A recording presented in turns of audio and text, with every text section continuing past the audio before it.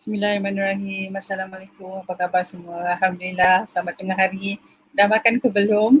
Okay, thank you so much for watching and listening. Alhamdulillah dapat bersiaran lagi hari ini. So hari ini nak kongsi sedikit maklumat. Dalam keadaan ibu hamil tu, kadang-kadang kita tak perasan yang kita berhadapan dengan satu situasi yang mungkin boleh menjejaskan kesihatan kita. So I kongsi melalui video. Semoga perkara ini boleh kata sama-sama lah kita ambil maklumat dan apa orang kata cakna lah. Okay, so saya sekejap ya, saya kongsi sekejap. This is very simple today. Sekejap ya.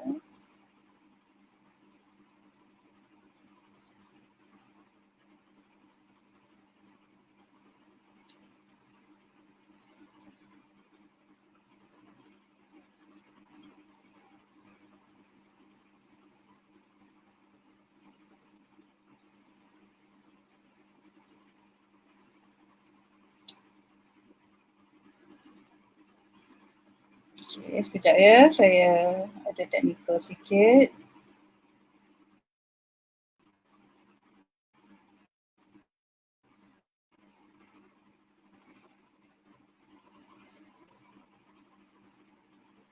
Okay, baik. Saya besarkan ni, tapi saya cuba perlahankan. Baik. Okay. So kita tengok video ni ya, dan saya akan bagi ulasan lah. Bismillah. Right. So 10 perkara yang perlu dielakkan ketika hamil. Okay. So kalau video ni memang boleh ditonton lah. Okay, jika puan-puan ada akaun Facebook. So okay, sekejap ya. Okay, first ialah makanan-makanan yang sepatutnya dielakkan. Okay, so kedua cat. Cat ni memang ramai yang tak perasan sebenarnya cat ni adalah apa orang kata bahan yang penuh dengan chemicals. Right. So ketiga ialah caffeine. Okay. I know all of us here are coffee lovers, tetapi untuk ibu hamil perlu hadkanlah pengambilan caffeine. Okay, medication sih a lot of ibu hamil medication, supplements dan sebagainya perlu berjumpa dengan doktor ya untuk tengok kondisi. Jangan pakai kasut tumit tinggi. Okay, so kalau pakai kasut tumit tinggi sebab badan kita dah berat, jadi takut kita tak boleh imbangkan diri kita dan kebarangkalian jatuh tu ada. Okay, so ni satu lagi tak boleh kata air lah, mandi air panas kan. Sauna tu memang kena elakkan lah ya sebab kita ada human being ya dalam kandungan kita. Right, so kemudian yang ni memang ada orang kata jurnal yang telah disahkan. So elakkan daripada menguruskan najis najis kucing, najis haiwan. Right, kemudian mendedahkan diri kepada asap rokok walaupun kita tidak merokok. Okay, so boleh berlaku risiko keguguran, bayi pramatang, bayi kurang berat dan juga SIDS lah, sindrom bayi meninggal ketika tidur.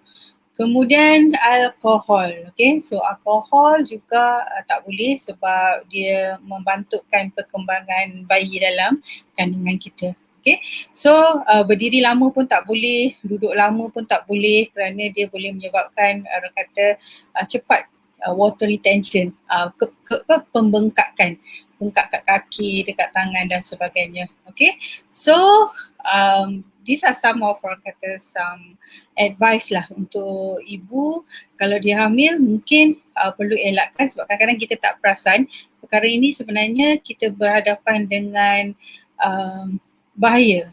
Mungkin bahaya pada ibu dan juga bahaya kepada kandungan tu. Okay, so saya rasa yang tu dah habis. Nanti saya kongsi sekejap ya. Right. Okay. Thanks. Right.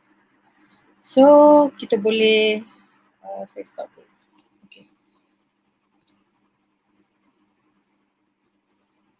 Okay. So ada banyak ya. Okay. So perkara-perkara yang ibu perlu elakkan jika dia hamil. Okay. So ada situasi yang kita tak perasan benda ni sebenarnya bahaya. Jadi kalau boleh elakkan. So tadi dah kongsi sedikit video. So saya tambah sedikit nota. Okay. So first ialah ibu hamil perlu cukup tidur. Dan ramai ibu hamil memang susah nak tidur. So saya tahu ramai ibu hamil kurang waktu tidur. So waktu tidur yang sebaiknya adalah 10 ke 12 jam. Tapi bukanlah kita tidur tu straight 10 jam. Kita tidur 6 jam, kemudian kita ambil nap dan sebagainya. Okay, so mesti make sure puan tidur yang cukup, kemudian rehat yang sangat berkualiti. Mungkin kalau boleh pada waktu itu kita tak fikirkan hal-hal lain, mungkin hal-hal kerja ke, hal anak-anak yang lain ke, tapi kita just terus berehat. Okay, so yang kedua tak cukup air. Ramai ibu hamil kurang ambil air. Okay, so ambil air ni nanti kalau kita tak cukup air, kita memang macam orang kata cepat ya.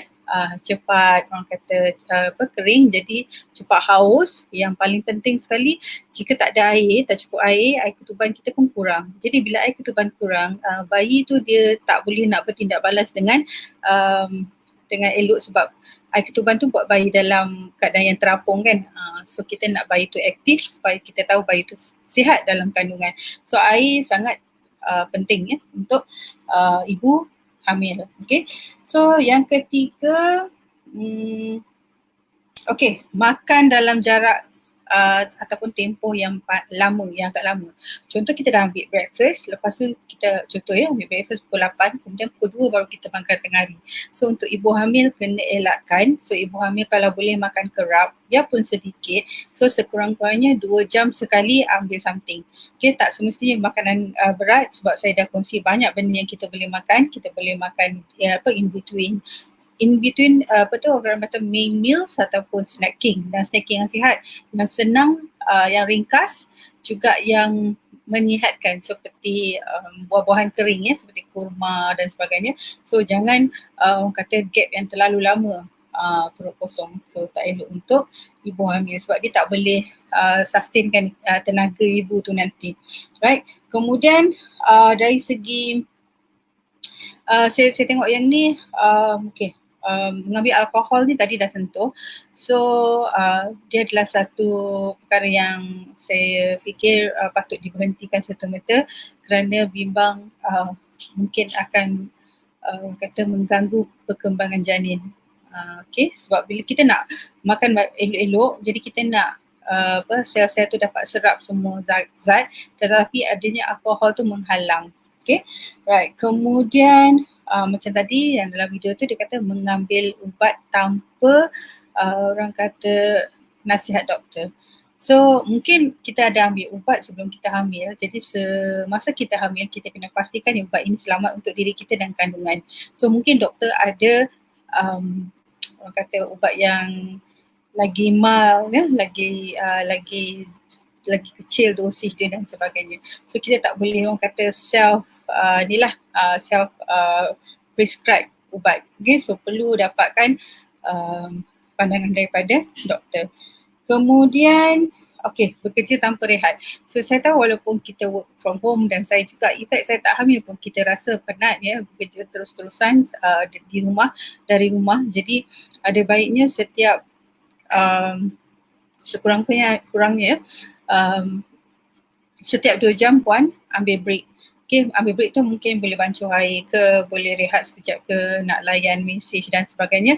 So mungkin kita tak rasa tekanan sangat, kita kerja je sepanjang jam, jadi tak boleh ya. Okay, so ambil something, rehat, ambil something macam orang kata good snacking lah, macam dark chocolate, beverage dan sebagainya, so that kita tak rasa tekanan tu kerana bekerja berterus-terusan. Right.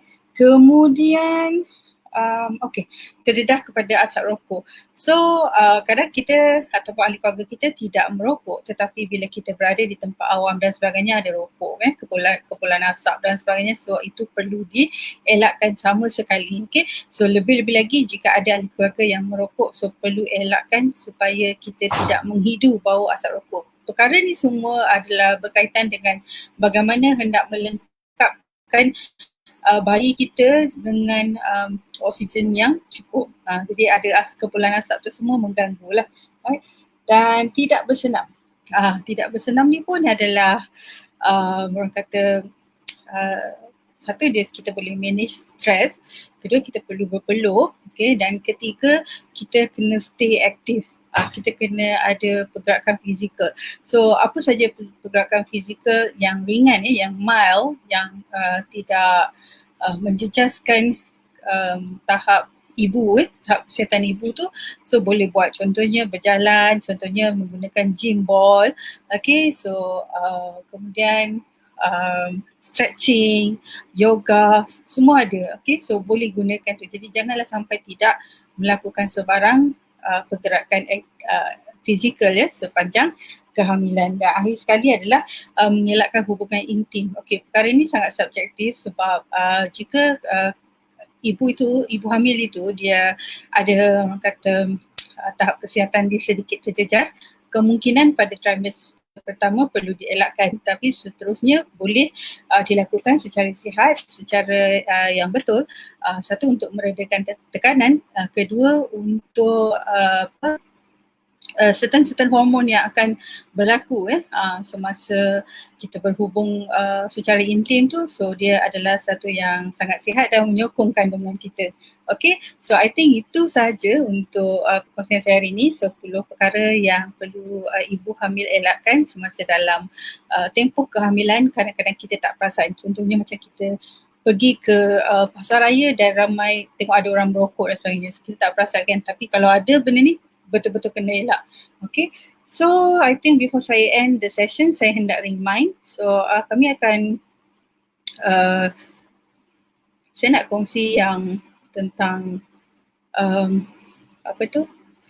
vaksin yang sangat hangat diperkatakan sekarang, dan saya sangat kita semua concern lah tentang keadaan semasa.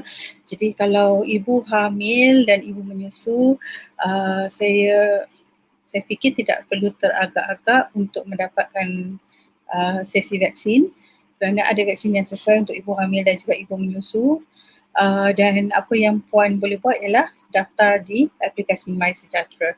Okay, so itu untuk vaksin. Sekarang semua orang cakap pasal vaksin kan, so kita pun nak sama-sama menjadi kita sokong. Okay, alright. Kemudian kami ada servis terbaru, iaitu perkhidmatan penghantaran makanan berpantang. Makanan yang telah siap dimasak dan dihantar setiap hari, membolehkan ibu dalam pantang tu dia tak payah nak masuk dapur, dia tak payah nak spend banyak masa kat dapur, dan juga membuat aktiviti yang akan memberi tekanan kepada otot-otot dia, lebih-lebih lagi otot kaki. Right, so kita ada servis penghantaran makanan sangat sesuai, jadi ibu hanya perlu menempah dan boleh menghabiskan banyak masa kepada anak dan juga diri sendiri. Tak payah nak masuk dapur sangat. Okay, kemudian makanan berpatang ni selalu kita associatekan dengan cara masak yang sihat. Okay, so kita tak adalah guna deep frying, sambal-sambal apa semua tu, sebab kita tahu ibu sedang dalam proses pemulihan, jadi teknik masakan juga adalah teknik masakan sihat. Right, so why not ibu-ibu boleh cuba menggunakan perkhidmatan penghantaran makanan berpantang ni untuk memudahkan orang kata dalam pantang kita tak rasa terbeban untuk menyediakan makanan yang sihat, kerana sudah ada penghantaran makanan berpantang. Okay, so akhir sekali jangan lupa muat turun ibu percuma kami, iaitu panduan pemakanan semasa hamil, dan kita akan keluarkan lagi beberapa siri ibu percuma untuk tuan-tuan dan puan-puan mendapat maklumat daripada kami. Alright, so I think itu saja untuk hari ini, ringkas sahaja. So ada perkara-perkara yang ibu hamil perlu elakkan, tapi kita tak sedar kita sedang berhadapan dengannya.